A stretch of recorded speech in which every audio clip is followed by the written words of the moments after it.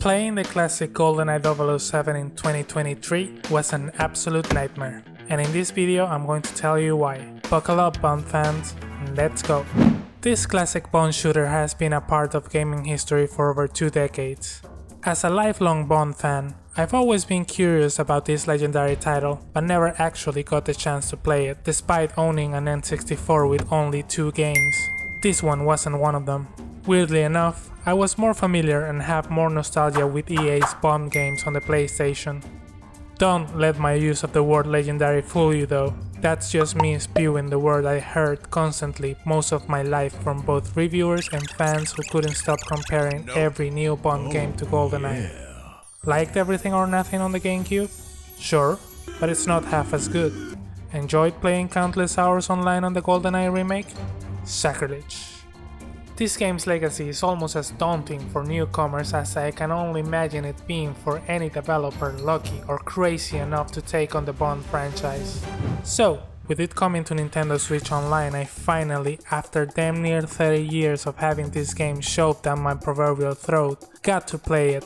And to call the experience bittersweet would be an understatement. For starters, yep, this sure is a video game from 1997, alright? The first thing that grabbed my attention was how interesting the presentation is. The for your eyes only style of folder menus for everything from the level selection to the difficulty, and the briefings from M, Q and Moneypenny works beautifully to translate the mission briefing scenes from the movie to a hardware that wasn't able to do voice acting very well, just like me. It's no wonder that EA basically replicated this style on their follow-up games. And that's not the only thing that they're able to translate from the movies with a charm of its own. The little scenes bookending every level and the little details in the character animations really sell the idea that you're about to embark on a silly, action-packed Bond adventure. I particularly enjoy Bond's movement in these scenes. They seem taken straight from the Roger Moore era, which makes sense considering Pierce Brosnan hadn't truly left a mark on the character at that point. So, the first impressions were generally positive, and then I got to the gameplay proper. There's no beating around the bushes. Control-wise, GoldenEye 007 has aged pretty poorly, especially when compared to better shooters from its time, like Doom, which I also experienced for the first time a few short years ago, and was impressed by how smoothly its controls lend to the fast-paced nature of the gameplay. GoldenEye is not as fast-paced, and yet the controls feel like they're constantly playing against you and cost you precious time, ammo and accuracy. Even after doing all the adjustments suggested online, it took me a solid half hour to kind of get the hang of it and pass the first half of the first level without making a total fool of myself. But eventually, I did get the hang of it. And while spraying bullets all over the room became my main method of killing enemies, adjusting my movements to the clunkiness of the controls started to become second nature. The strengths of the game became clearer. The characters are expressive and fun to interact with and kill, and the soundtrack is filled to the brim with all-time bangers. In its own dated way, it felt like a classic Bond thrill. And then everything went sideways. In about Mission 9, when we're dropped on the Siberian wilderness where the Severnaya satellite is, the levels became more expansive and the objectives unclear. And while the ambition in the level design is commendable, especially for its time, the lack of maps or navigation tools became a hindrance. I became lost easily, the spaces became samey and confusing.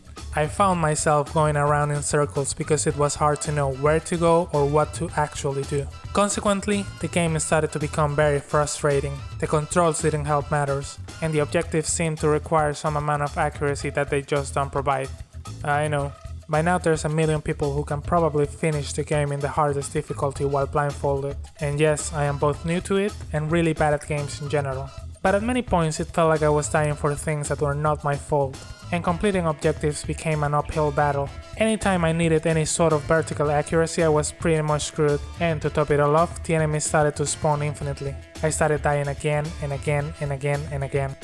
Eventually, the save button and chip strategies became my main way to finish levels. I became very annoyed, and my opinion of the game steadily shifted to the extremely negative side. At that point, I was willing to say that all it had going for it was some cheap nostalgia and really fun presentation.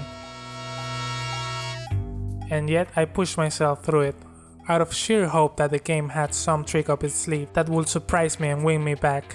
My hope was rewarded with essentially no variety in the mission structure. It all became clear this room, destroy this object, collect this hard to see item, and maybe don't kill these people. I thought the tank mission would be the one to give me a breath of fresh air, but it didn't really offer anything new other than making the pacing even slower and the aiming more confusing. It didn't really help matters that it was followed by Depot, with its plethora of identical looking hangars that sort of point to the developers encouraging some sort of exploration that doesn't feel earned because it's just not fun to do so. The closest the late game came to recapturing the thrill of the first few levels was with the train mission. After all, any Bond game or movie worth a damn needs to have a cool train sequence. The fact that this one was more contained helped it feel breezy and fun, and the close quarter action really made me appreciate the incredible animation of the enemies. Which then made me think, it's quite ironic that the enemies have this incredible range of movement but I don't, so it's really hard to adapt to them. This type of imbalance took me out of the game again. By the end of the experience, I was rushing through the last few levels in a mad dash to the finish line. I wanted to finish just to say I had experienced Goldeneye. I didn't have much more purpose or enjoyment other than that. But you know what? I'm glad I did. Even though it was mostly a miserable experience, I pushed to the frustration to finally, in the end, discover what makes this game so special. The love for the franchise can be seen in every little detail. I'm sure that if back in the day I had played this, I would have had more fun with it than I did with Tomorrow Never Dies or The World Is Not Enough on the PlayStation. Conceptually, there's an engaging experience there, and for better or worse, it's true to its flawed vision from the first moment of the very first level to the moment you drop Alec Trevelyan from the satellite dish. It all results in a game that I respect more than I like.